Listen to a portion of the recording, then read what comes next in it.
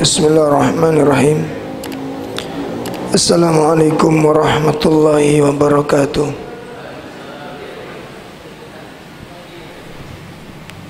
Alhamdulillahirabbil alamin. Wassalatu wassalam alal anbiya wal mursalin wa ala alihi wa ashabihi wa man tabi'ahum bi ihsanin ila yaumiddin. Asyhadu an la ilaha illallah wahdahu la syarikalah wa asyhadu anna Muhammadan abduhu wa rasuluh. Ya ayyuhalladzina amanu taqullaha haqqa tuqatih wa la tamutunna illa wa antum muslimun. Ya ayyuhalladzina amanu taqullaha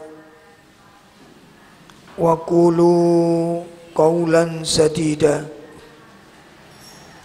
yuslih lakum a'malakum wa yaghfir lakum dunubakum wa man yuti'illaha wa rasulahu faqad faza fawzan 'azima.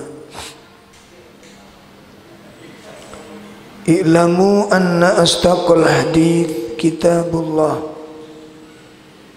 wa khairal hadyi hadi Muhammadin sallallahu alaihi wasallam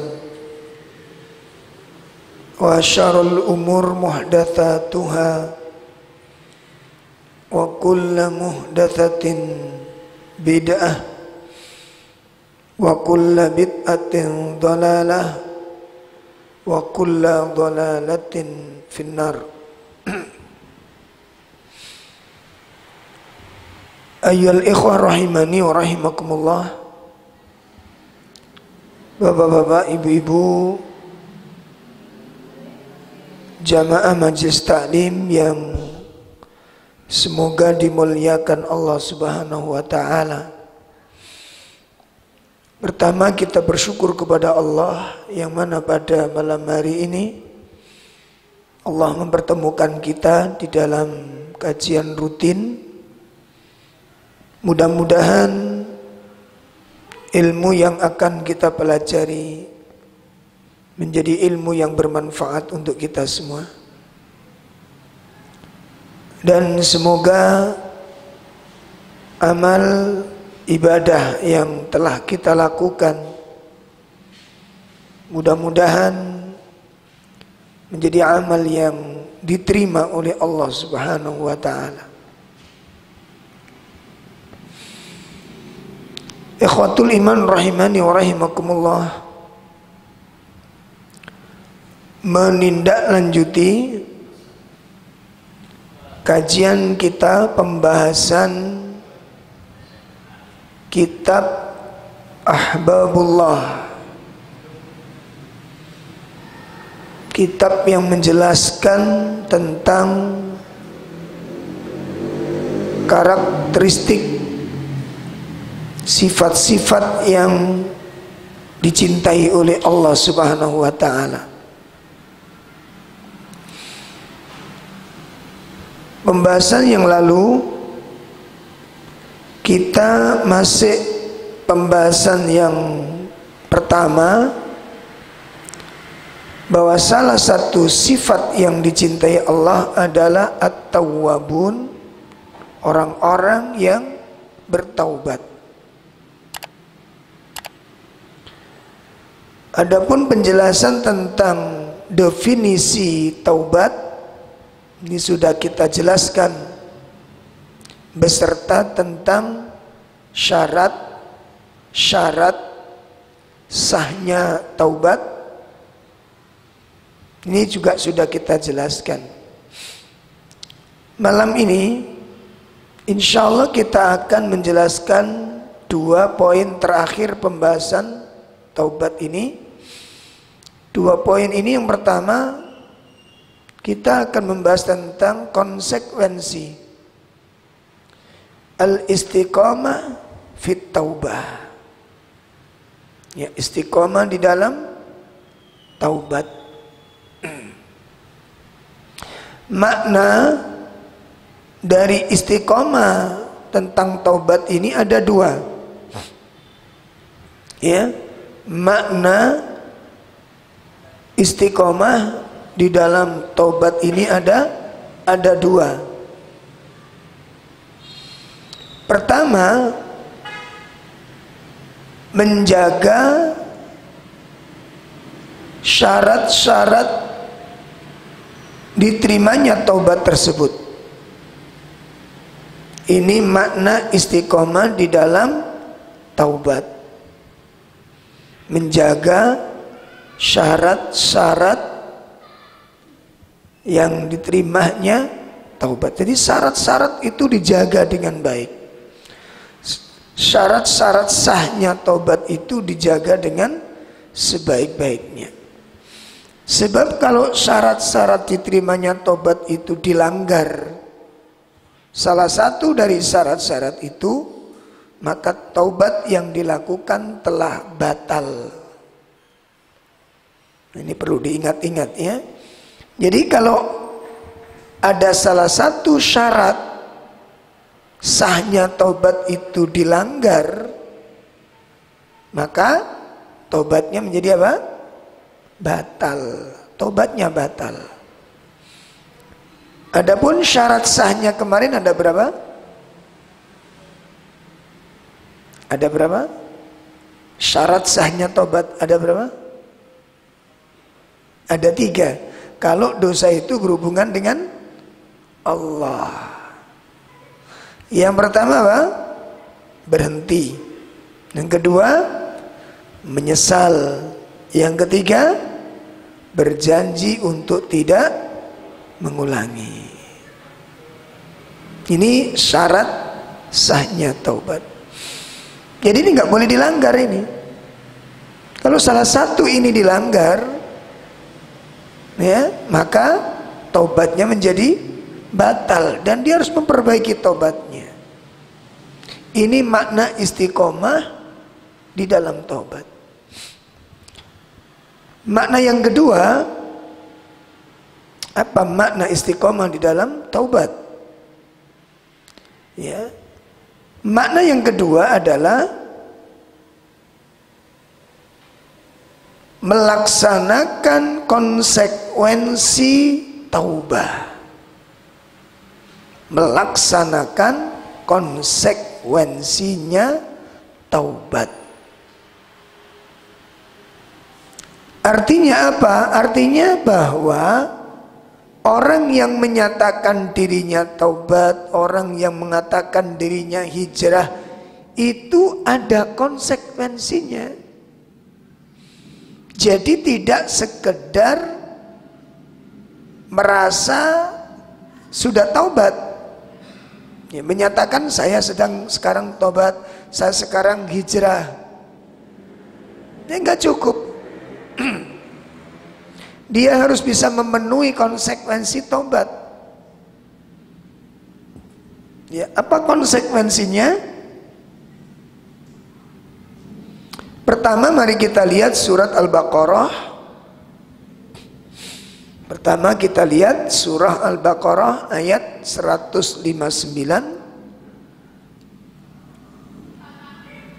Ya, surat Al-Baqarah ayat 159 dan ayat 160.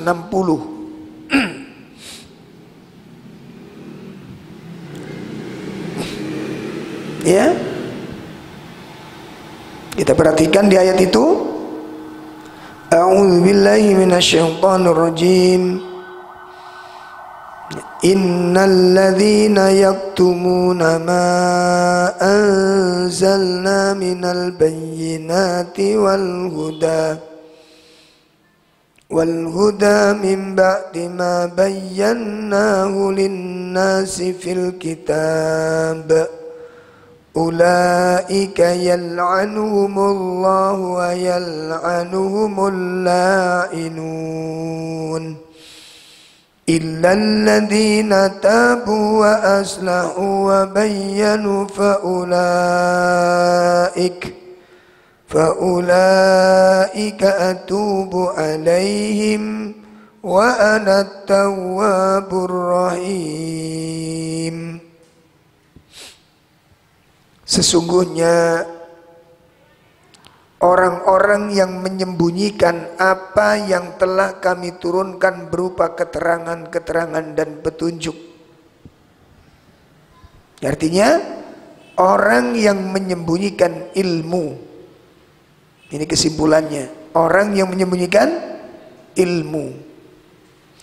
Setelah kami jelaskan kepada manusia dalam kitab Al-Quran, maka mereka itulah orang-orang yang dilaknat oleh Allah dan dilaknat pula oleh mereka yang melaknat, kecuali mereka yang telah bertaubat kemudian mengadakan perbaikan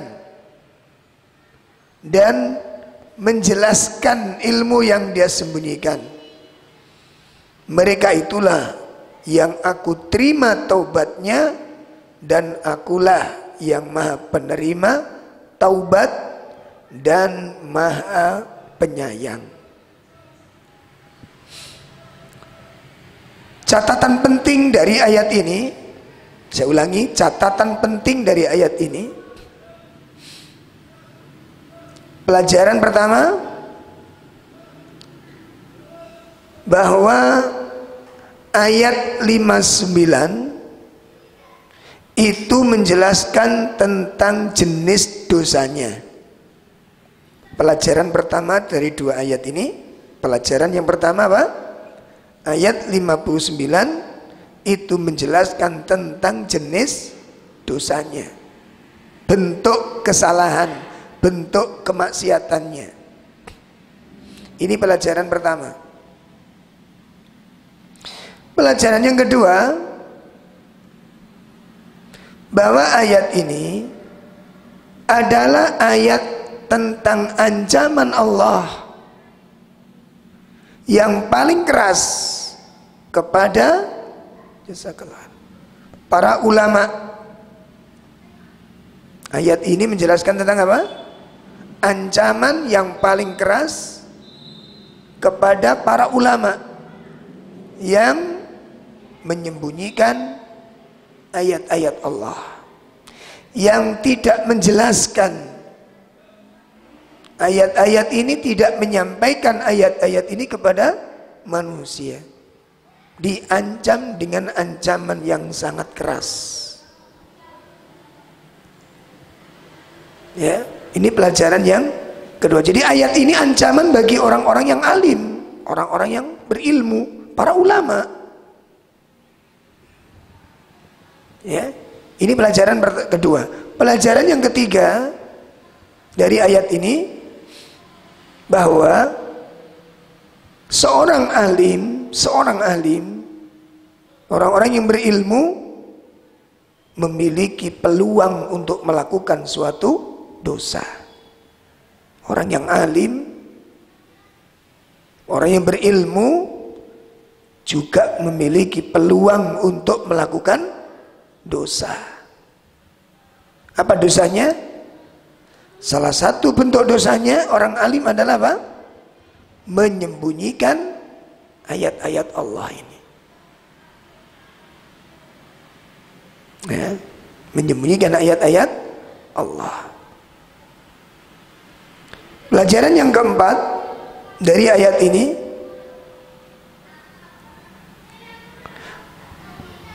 Allah memberikan ancaman yang keras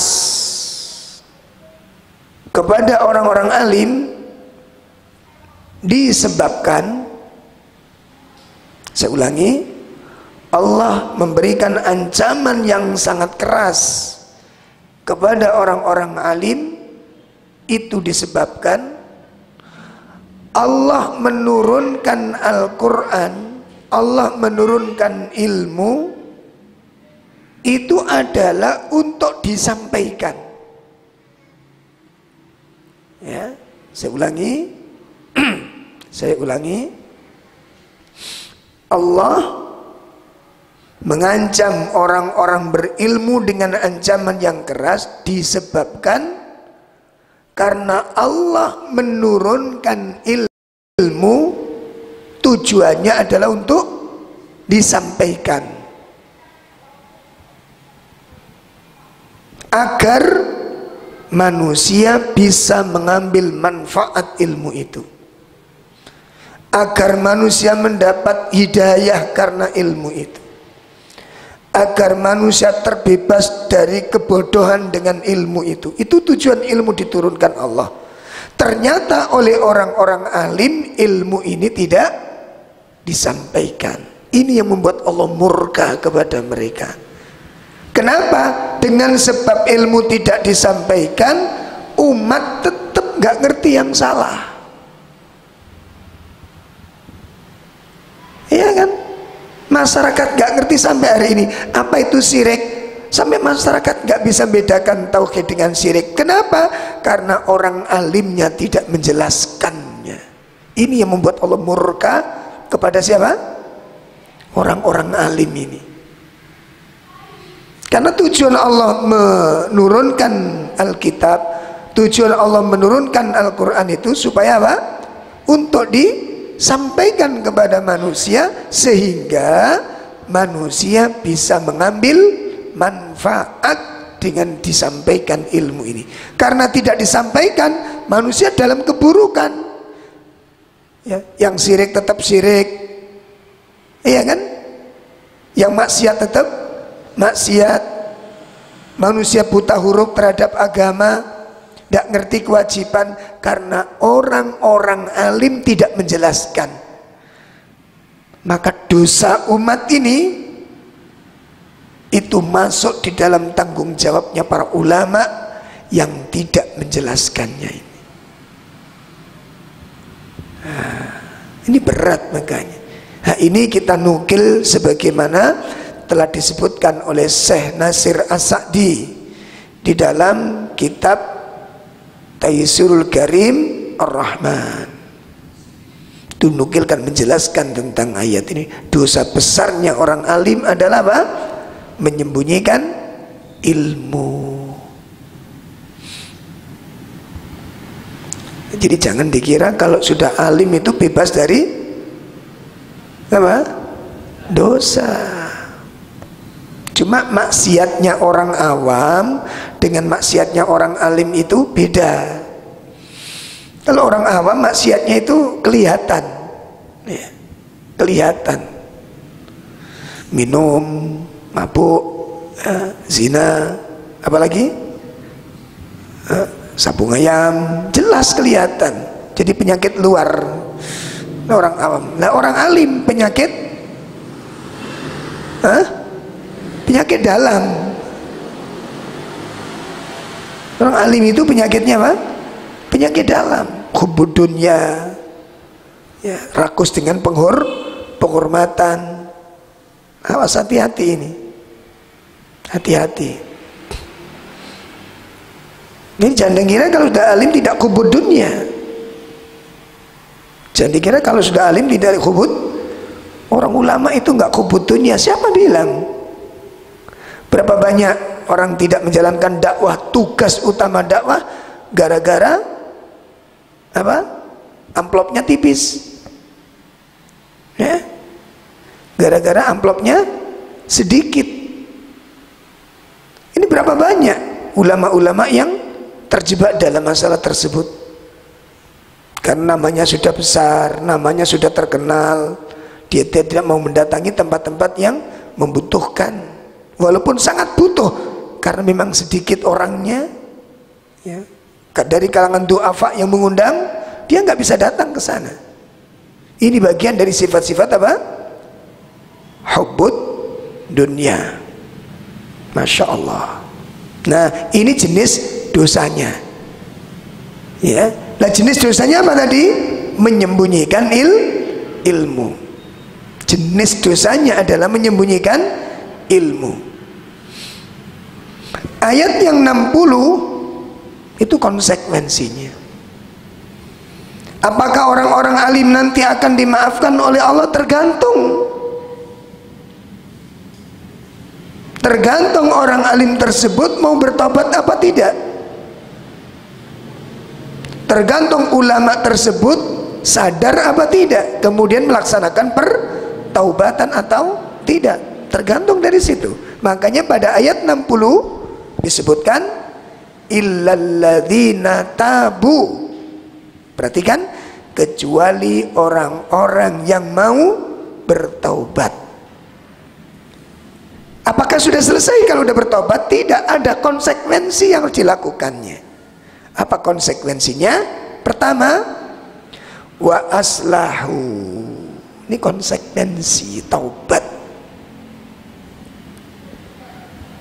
Ya, makanya barangkali ada ibu-ibu yang saya sekarang hijrah, belum selesai itu.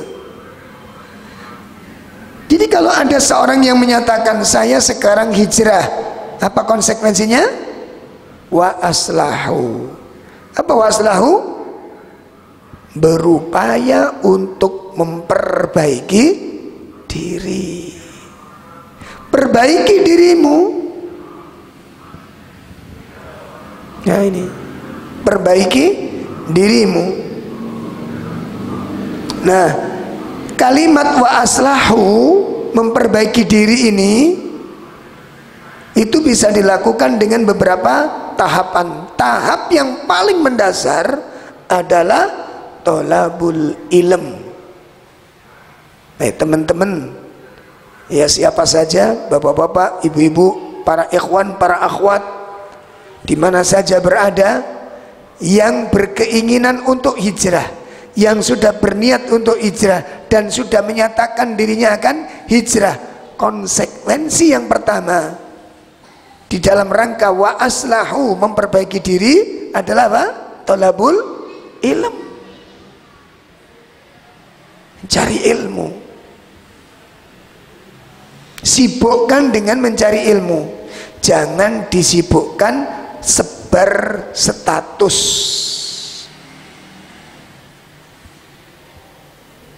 Ya. Sekarang orang hijrah itu disibukkan dengan apa? Nebar status, ditunjuk-tunjukkan bahwa dirinya sudah tidak penting, tidak butuh itu. Apa yang kita inginkan dengan nebar status itu? Nah, kecuali kalau jenengan itu jual frozen, ya jual pentol, ya jual apa online, ya nggak masalah. Tapi kalau enggak, kenapa harus tebar status dalam rangka untuk menunjukkan bahwa dirinya sudah hijrah? Ini tidak penting. Sibukkan dengan apa tadi? Thalabul ilm. Kenapa? Karena kamu ingin merubah dirimu lebih baik. Kamu ingin bertobat, maka syarat tobat itu adalah, konsekuensi tobat adalah memperbaiki diri. Lah memperbaiki diri itu harus berubah. Bagaimana cara merubahnya? Ilmu. Yang maksiatnya itu meninggalkan kewajiban, maka tobatnya harus melaksanakan kewajiban. Kalau maksiatnya itu melakukan yang dilarang, maka tobatnya harus meninggalkan yang dilarang. Untuk bisa menjalankan kewajiban dan untuk menjauhi larangan, dia harus tahu apa saja yang diwajibkan dan apa saja yang dilarang. Nih, ya, itu konsekuensi tobat bagi para ulama. Yang pertama, memperbaiki diri. Yang kedua, wabayanu, menjelaskan ilmu yang dulu dia sembunyikan. Masya Allah. Jadi kalau ada ulama menyembunyikan kebenaran, tobatnya satu, konsekuensi tobatnya apa? Dia harus memperbaiki dirinya, membuang sifat-sifat buruknya tersebut. Kemudian apa?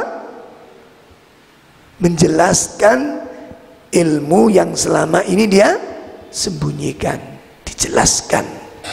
Dan ini nggak mudah Pak gitu nih. Ya, menjelaskan bahwa dulu saya pernah menerangkan ini, saya salah. Ngakoni salah itu nggak gampang loh. Ayo coba bapak-bapak tengkar sama istri, berani nggak? Aku sing salah. Berani mboten? Mengakui dirinya salah itu tidak mudah. Pun ini konsekuensi yang pertama sesuai di dalam surat apa tadi? Al-Baqarah ayat 159 160. Konsekuensi yang kedua,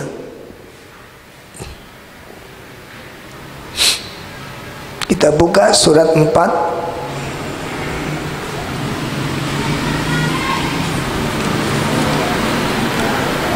145 146. Ya, konsekuensi yang kedua kita lihat surah 4 ayat 145 146. Allah Subhanahu wa taala menyebutkan, a'udzubillahi minasyaitonir rajim, innal munafiqina fid darkil asfali minan nar wa lan tajida lahum nasira illa alladhina tabu wa aslahu wa'tasamu billahi wa akhlasu dinahum lillah فَأُولَئِكَ مَعَ الْمُؤْمِنِينَ وَسَوْفَ يُؤْتِ اللَّهُ الْمُؤْمِنِينَ أَجْرًا عَظِيمًا. Pelajaran yang bisa kita ambil dari ayat ini sama mirip dengan yang pertama. Ayat 145 menjelaskan tentang jenis maksiat yang dilakukan adalah sifat kemunafikan. Jadi sifat munafik itu maksiat. Masya Allah. Sifat munafik itu bentuk apa? Maksiat.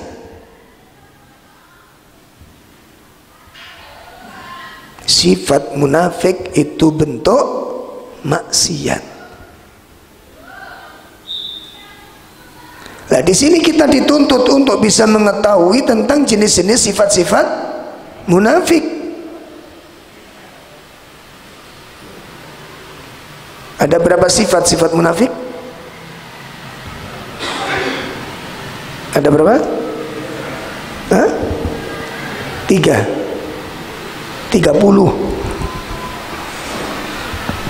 Yang di dalam hadis itu cuma 3 ya? Ayatul munafik talatah, tanda-tanda munafik itu ada 3. Idza hadasa kadzaba, wa idza wa'ada khilafa, wa idza tumina khana. Apabila berbicara dia dusta, apabila berjanji ingkar, apabila dipercaya. Nah, itu satu hadis. Di dalam Al-Quran banyak. Jadi kalau dikumpulkan semuanya kurang lebih antara 30 sifat. Masya Allah. Dari 30 sifat yang kita ketahui berapa? 3. Yang nggak tahu berapa? Masya Allah. Nah, kalau yang nggak tahu 27 berarti kemungkinan kita melakukan nggak sadar karena ketidaktahuan. Sifat munafik itu bagian dari maksiat. Makanya Allah katakan apa? Innal munafiqina fid darkil asfali minan nar. Ya, sesungguhnya orang-orang munafik itu berada di dalam dasarnya neraka nanti. Di dalam dasarnya neraka. Ini pelajaran yang pertama, bahwa jenis kemaksiatan pada ayat 145 adalah bentuk kemaksiatannya adalah sifat kemunafikan. Nah, ini yang pertama pelajaran dari ayat ini. Pelajaran yang kedua bahwa munafik dibagi menjadi dua. Munafik dibagi menjadi dua. Pertama disebut nifaq i'tiqad. Nifaq i'tiqad. Nifaq dalam bentuk keyakinan. Ya. Nifaq dalam bentuk apa?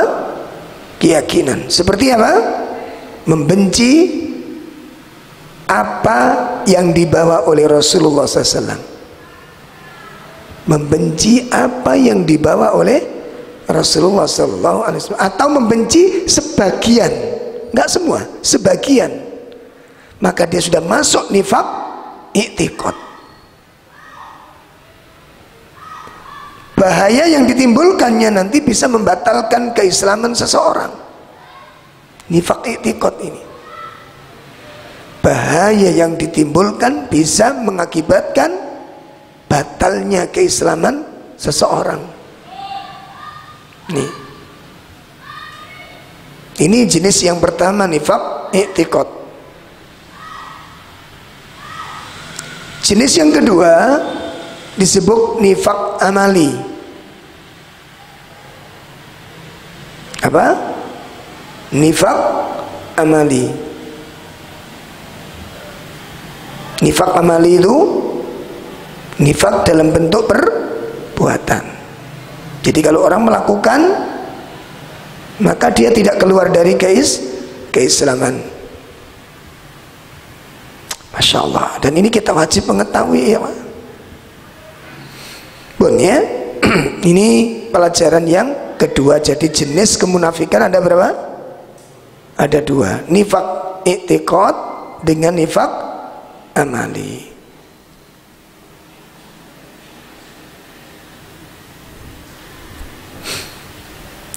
Adapun bentuk konsekuensi dari tobat sifat kemunafikan ini, wa aslahu, dia harus memperbaiki amalnya, dia harus memperbaiki keimanannya, karena orang munafik ini yang cacat itu imannya.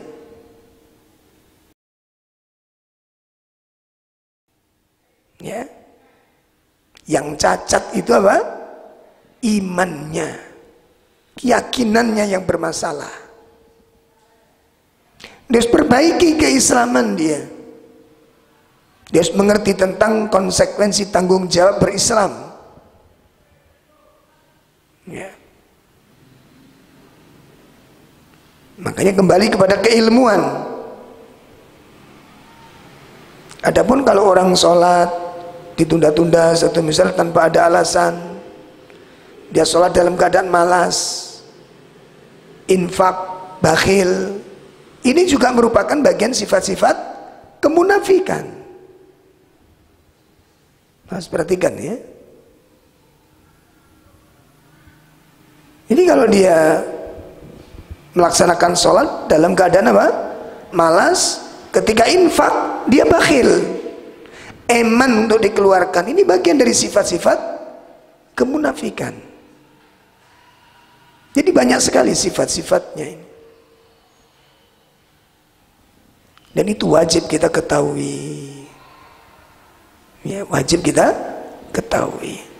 Coba nanti ditanya teman-teman kita yang sholat mestinya jam 11:30. Ini kalau nggak ada udzur loh ya. Kalau nggak ada udzur. Kalau ada udzur, wallahualam, sebagaimana yang telah dijelaskan di dalam syariat. Ya, seperti istri-istrinya tolong diperhatikan di rumah. Ya. Istrinya tolong diperhatikan di rumah. Kadang-kadang ibu-ibu ini kalau udah ngerjain sesuatu,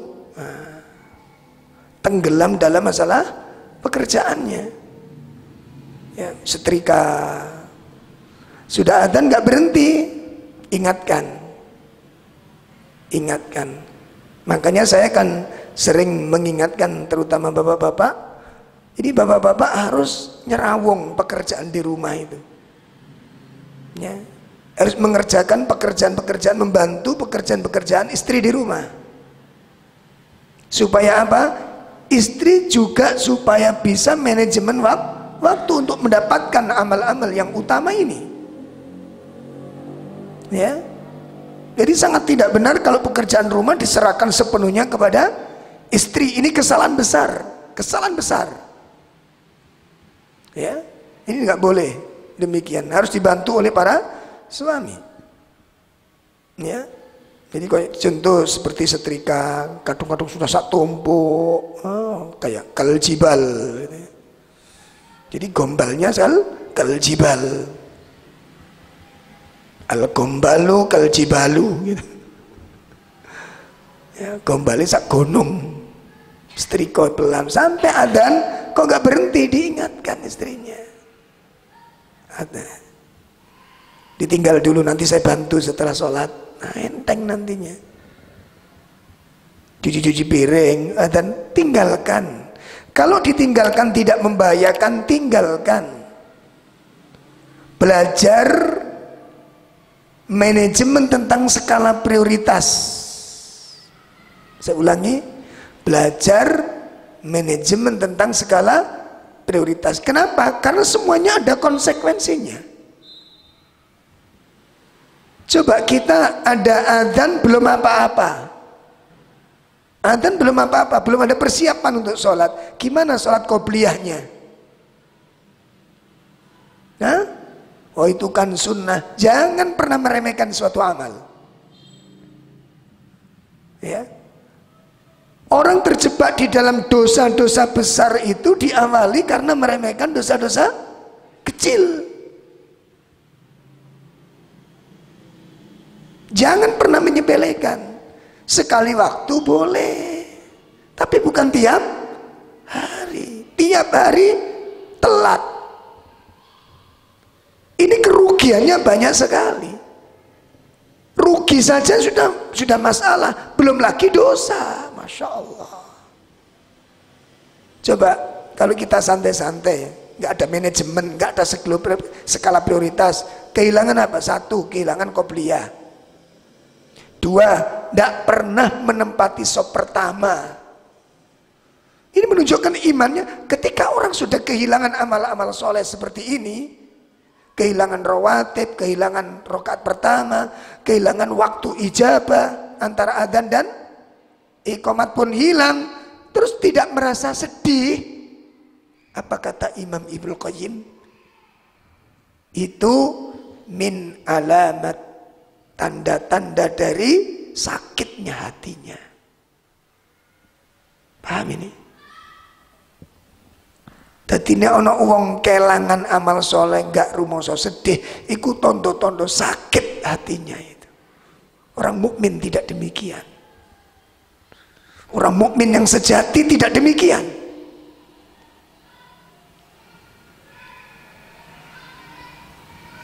Saged dipahami? Akhirnya apa nanti dia? Itu akan menjadi kebiasaan.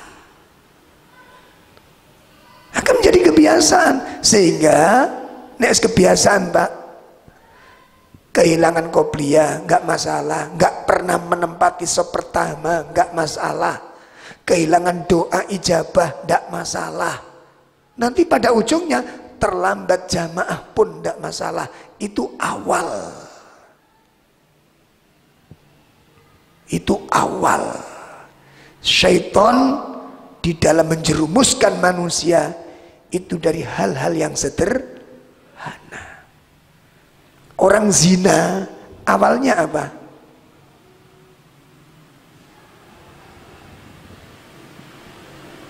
Ngeliat, ya benar.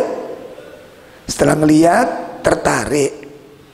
Setelah itu selesai enggak, kepingin kenalan. Selesai enggak, minta nomor. Selesai enggak, lanjut chatting, ngobrol kita. Nah, diingatkan sama istri, kapan direken pisan. Enggak apa-apa, cuma kenalan tok, ini enggak pernah ada masalah. Saya bisa menjaga jarak. Durung. Jangan pernah remehkan. Ya, antum pernah dengar kebakaran hutan ribuan hektar terbakar, asal usulnya dari mana? Percikan api yang kecil. Bener apa enggak? Percikan api yang kecil. Nah, sifat munafik ini itu nanti bisa mengantarkan kepada sifat kufur. Nah, sifat munafik bisa mengantarkan kepada sifat kufur.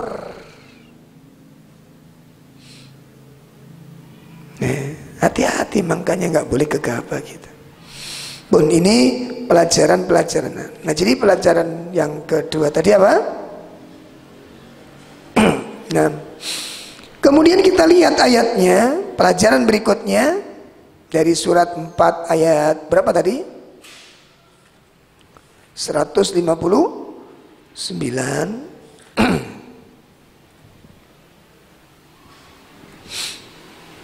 Jadi konsekuensinya adalah memperbaiki diri dan meninggalkan sifat kemunafikannya ini. Meninggalkan sifat kemunafikannya.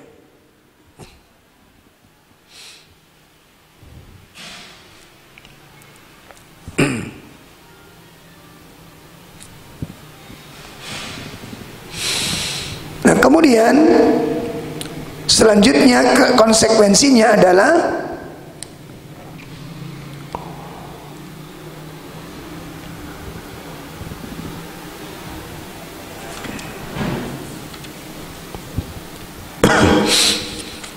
konsekuensi yang berikutnya wa'tasamu billah. Ini tobatnya dari sifat-sifat munafik. Jadi setelah dia memperbaiki diri, meninggalkan sifat kemunafikannya, memperbaiki keimanannya, yang kedua apa?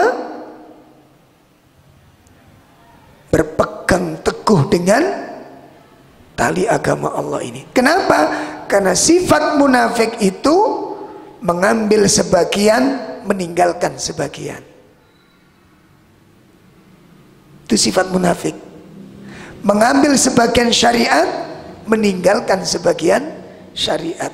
Mencintai sebagian syariat, membenci sebagian syariat. Itu sifat munafik.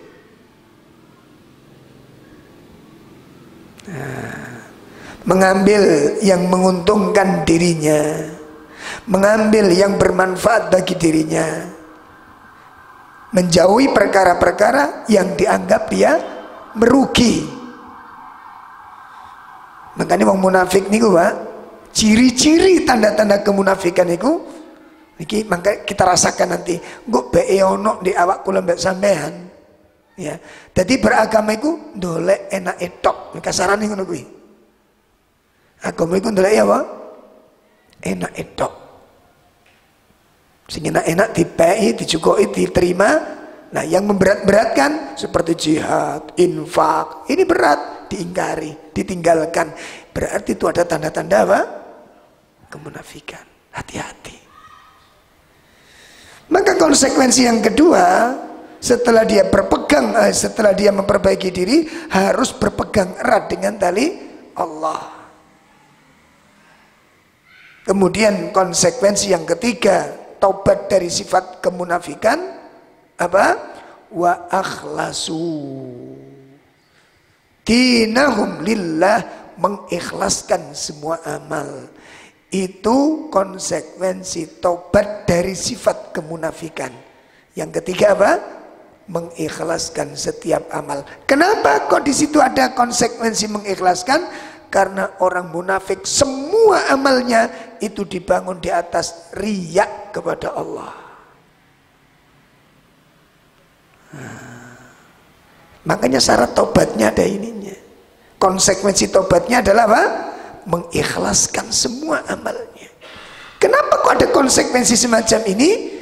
Karena amalnya orang munafik, semuanya itu dibangun di atas riya.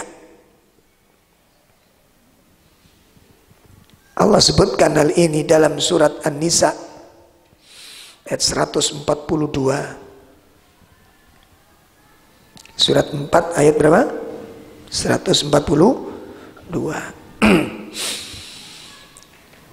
Innal munafiqina yukhadi'una Allah wa huwa khadi'uhum wa idza qamu ila sholati qamu kusala yura'una an-nasa wa la yadhkuruna Allah وَلَا يَذْكُرُونَ اللَّهَ إِلَّا قَلِيلًا. Sesungguhnya orang-orang munafik itu hendak menipu Allah, dan Allah akan membalas tipuan mereka. Wa huwa khadi'uhum. Kemudian ciri-ciri orang munafik itu disebutkan, wa idza qamu ila shalah qamu kusala. Sifatnya orang munafik apabila akan menegakkan salat, dia mengerjakan salat itu dengan penuh kemalasan. Dirasakno saiki. Apa yang menghalangi kita salat tidak tepat waktu? Apa yang menghalangi? Yang menyebabkan. Kalau ternyata males, jelas sudah nggak bisa diragukan, ada munafiknya di hati kita itu. Ada munafiknya di dalam hati kita ini. Ini cirinya, kalau mau sholat dia dalam keadaan apa? Sholat dia tapi dia penuh dengan kemalasan. Nah, bagaimana orang sholat dalam keadaan malas itu? Pripun biasanya tanda-tandanya apa? Ya? Tanda-tandanya sholat malas niku pripun? 1, tidak tepat waktu. 2, ingin mempercepat amal karena dia ingin berlama-lamaan, kepingin selesai, kepingin cepat selesai. Makanya kemudian apa? Tidak ingin berjamaah, sebab kalau jamaah ngikuti imam. Kalau saya sendiri kan enak. Ini ciri-cirinya orang munafik ketika sholat ini. Masya Allah, dia menghindari sholat jamaah karena kalau sholat jamaah tidak bisa dipercepat, harus mengikuti imam. Nah ini baik. Imam Ibnu Qayyim mengatakan, syajaratun nifaq tumbitul aslaini. Pohon kemunafikan, kata Imam Ibnu Qayyim, pohon kemunafikan itu tumbuh dari 2 akar. Ya, saya ulangi, pohon kemunafikan itu tumbuh dari 2 akar.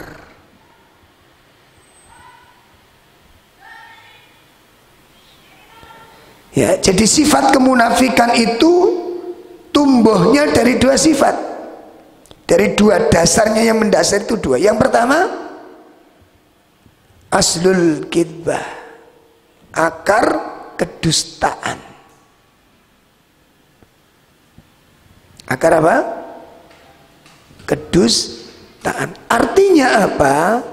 Artinya bahwa syahadat yang dilakukan oleh orang-orang munafik itu syahadat dusta. Dia bohong dengan syahadatnya.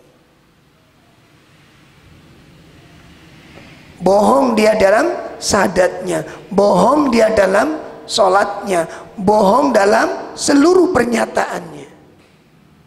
Dan itu ditegaskan oleh Allah pada surat 63 ayat pertama dan ayat yang kedua. Ini. Jadi ono sumbere, Pak. Sumbere wong munafik niku becuk. Sumbere wong munafik itu dusta.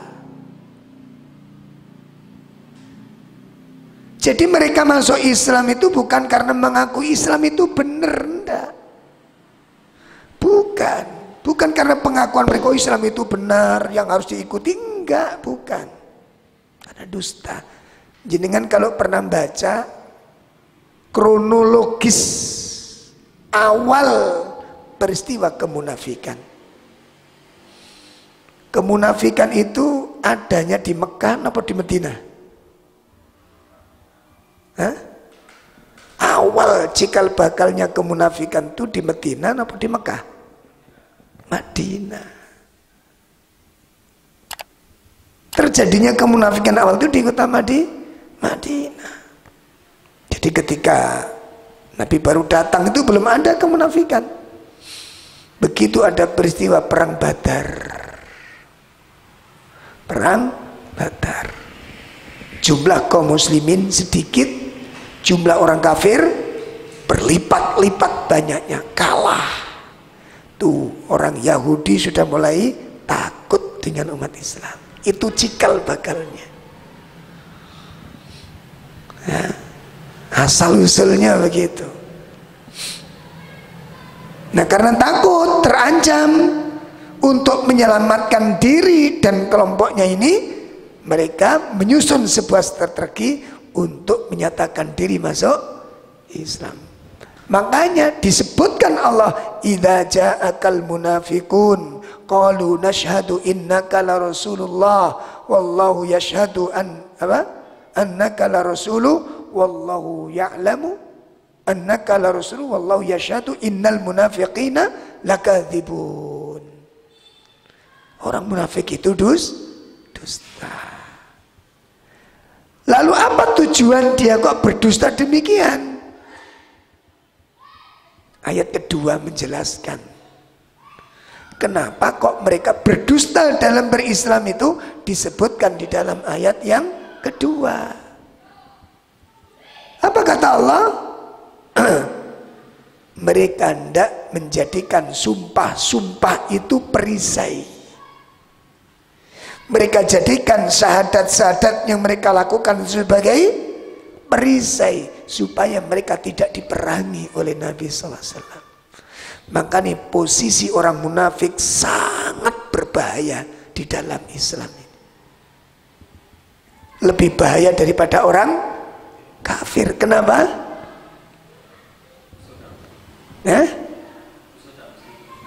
Karena ini kayak tumawa. Dari munafik itu seperti kutu musuh dalam selimut soalnya. Mereka sholat seperti sholat kita, berpuasa seperti kita, melaksanakan haji ya, bersama-sama, berhari raya bersama-sama, tapi jiwanya semuanya mengingkari. Makanya nggak usah heran kalau di akhir-akhir ini kita sering menemukan kasus-kasus ada tokoh agama kok nggak seneng dengan syariat Islam, kok benci dengan sunnah-sunnah Nabi. Nggak usah heran, nggak usah heran. Itu sifat-sifatnya sudah. Ya, makanya umat Islam supaya diputuskan dari Al-Quran, supaya nggak ngerti sifat-sifat mereka. Bagi yang sudah ngaji, tahu persis itu sifat munafik. Ya, makanya bagaimana caranya umat Islam nggak ngaji Quran sekarang, supaya nggak ngerti sifat-sifat kemunafikan ini. Masya Allah. Nah ini Pak, jadi pohon kemunafikan tumbuh dari dua akar. Akar yang pertama tadi apa? Ya? Akar kedustaan. Yang kedua aslur riya, akar riya. Makanya mereka selalu ingin menampilkan, sholatnya ditunjukkan, puasanya ditunjukkan, sedekahnya ditunjukkan, supaya apa? Supaya diakui keislamannya. Oh Islam itu. ingin mendapatkan pengakuan dari manusia. Maka disebutkan wonten gini ayat tadi sebut ya di surat 4 ayat 142, wa idza qamu ila sholati qamu kusala yuraunan nas. Mereka selalu pamer kepada Allah. Makanya disebutkan oleh para ulama ahli tafsir, semua amal orang munafik mardud semuanya. Tidak ada satupun amal orang munafik diterima oleh Allah. Tolong dicamkan baik-baik nih Pak. Tidak satupun amalan orang munafik diterima oleh. Kenapa? Karena syahadatnya palsu. Syahadatnya tidak diterima oleh Allah. Dari mulai awal Al-Baqarah ayat 8, wa minan nasi may yaqulu amanna billahi wa bil yaumil akhir wa ma hum, ditolak oleh Allah. Imannya ditolak, syahadatnya tidak diterima. Lah kalau syahadatnya nggak diterima, pripun amal yang lain? Gimana puasanya? Gimana sholatnya? Gimana zakatnya? Gimana hajinya? Gimana jihadnya? Syahadatnya saja sudah. Ya Allah, makanya wajib kita mengetahui ini Pak. Wajib mengetahui.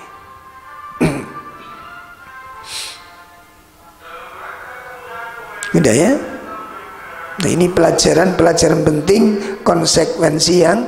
Jadi kalau penyakitnya, maksiatnya itu bentuk kemunafikan, konsekuensinya 3. Satu apa tadi? Memperbaiki diri dengan cara meninggalkan sifat-sifat kemunafikannya. Yang kedua, iktisam bil Quran, berpegang teguh dengan agama. Kenapa? Karena orang munafik gak serius di dalam beragama. Antum lihat sholatnya, antum lihat zakatnya, gaya apa orang munafik. Berat kalau zakat itu. Ya, sebagaimana disebutkan Allah dalam surat At-Taubah.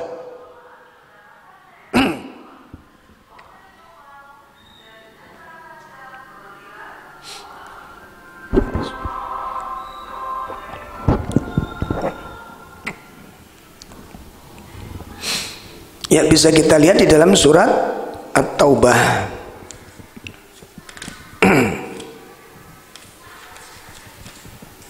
Ayat 54. Surat At-Taubah ayat 50 menjelaskan bagaimana Allah menolak amal-amal mereka itu. Wa ma mana'ahum an tuqbala minhum nafaqatuhum illa annahum kafaru billahi wa bi rasulih wa la ya'tuna as-salata illa wa hum kusala wala yunfiquna illa wa hum karihun. Katakan Muhammad, wa ma mana'ahum, Allah Subhanahu wa taala menjelaskan kepada mereka, wa ma mana'ahum, ya. Dan tidaklah yang menghalang-halangi infak mereka untuk diterima oleh Allah. Jadi yang menyebabkan infak mereka ditolak oleh Allah itu karena mereka itu adalah orang-orang kafir. Ya Allah. Makanya di akhirat nanti Pak, di akhirat orang kafir dengan orang munafik itu dijadikan satu tempat. Satu tempat nanti. Orang kafir dengan orang munafik dijadikan satu tempat oleh Allah. Sebutkan demikian. Jadi tidak ada yang menghalangi. Kenapa sedekah mereka itu ditolak oleh Allah? Itu karena mereka adalah orang yang kafir kepada Allah, kafir kepada Rasul, dan apa? Wala ya'tuna sholata illa wahum kusala. Ya. Dan mereka tidak melaksanakan sholat melainkan dengan penuh kemalasan, dan tidak pula menginfakkan harta melainkan dengan penuh rasa terpaksa, enggan untuk infak. Awas. Makanya wong munafik niku nek mlebu masjid satu yang ditakuti, Pak. Napa? Kota infak. Jadi kalau tak infak itu gemeter apa ya? Takut dia. Nah, termasuk kita nanti hati-hati. Jadi nanti kalau ada informasi akan dimintai, mohon masing-masing nanti menyisihkan rezeki. Nah, ini kalau sudah berat, berarti sudah masuk penyakit-penyakit itu ada di dalam diri kita. Semoga Allah melindungi kita semua dari sifat ini. Ya, karena sifat ini halus. Umar bin Khattab saking takutnya dengan sifat ini. Umar bin Khattab, kita tahu siapa Umar bin Khattab ini. Saking takutnya dengan penyakit kemunafikan, ketika Rasulullah menyuruh sahabat Hudzaifah mencatat. Jadi di zaman Nabi itu orang munafik itu ada daftarnya, Pak. Dan yang memegang daftar orang-orang munafik itu sahabat siapa? Hudzaifah. Disuruh nyatet. Hudzaifah catatan nama-nama munafik ini. Tadi roh, Pak. Sahabat Hudzaifah tahu. Nah, ketika Umar mendengar peristiwa ini, diam-diam, sembunyi-sembunyi, Umar mendatangi siapa? Sahabat Hudzaifah. Untuk apa nanya? Ya Hudzaifah, waktu kamu nyatetin nama-nama orang munafik itu, coba kamu lihat ada nggak namanya Umar? Ya Allah, Umar. Ya, bagaimana dengan kita? Apakah kita nggak khawatir, punya rasa takut dengan sifat-sifat ini? Sifatnya banyak soalnya, Pak.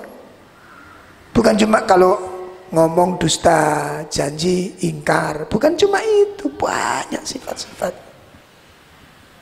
Ya, banyak. Insyaallah. Baik, kemudian berikutnya konsekuensi daripada taubat.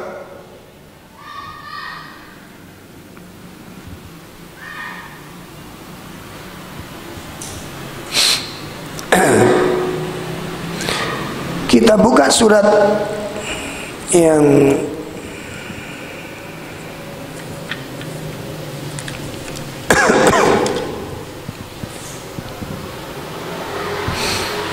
surat 40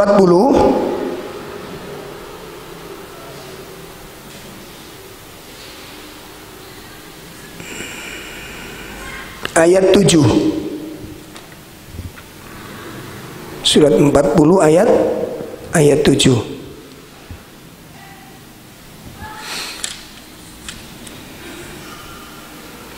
Atau kita buka terlebih dahulu surat 39, ya, surat 39 ayat 53 sampai ayat 55. Surat 39 ayat 53 sampai ayat 55. Nah, ini. Qul ya ibadiyalladzina asrafu ala anfusihim la taqnatu mir rahmatillah. Innallaha yaghfiru dzunuba jami'a innahu huwal ghafurur rahim.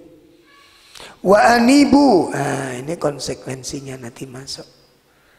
Jenis maksiat yang dilakukan adalah melampaui batas, mendolimi dirinya sendiri.